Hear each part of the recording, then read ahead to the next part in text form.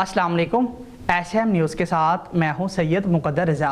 SM news studio में खुशामदीद। खबरों के सिलसिले को मज़ीद आगे बढ़ाते हुए खबर शामिल करते हैं कराची से। जामिया कराची में एक रोज़ कबल होने वाले खुदकश हमले की तफ्तीश के सिलसिले में CTD और कानून नाफिज करने वाले इदारों ने दिल्ली कॉलोनी में 2 फ्लैट्स पर छापा मारा है। इसी हवाले से मज़ीद बता रहे हैं कराची से हमारे नुमाइंदे जुल्फ़कार अली। जी जुल्फ़कार, बताइएगा।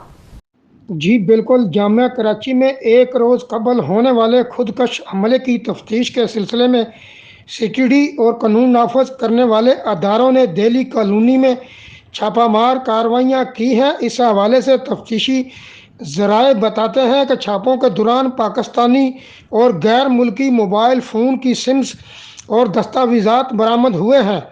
ज़राए ने बताया कि यह छापामार कार्रवाई ज़ेर हरासत मुख्तलिफ अफराद की निशानदही पर की गई है। तफ्तीशी ज़राए का यह भी कहना है कि दिल्ली कॉलोनी के फ्लैट्स में छापे जामिया कराची धमाके के तनाज़र में मारे गए हैं। जी।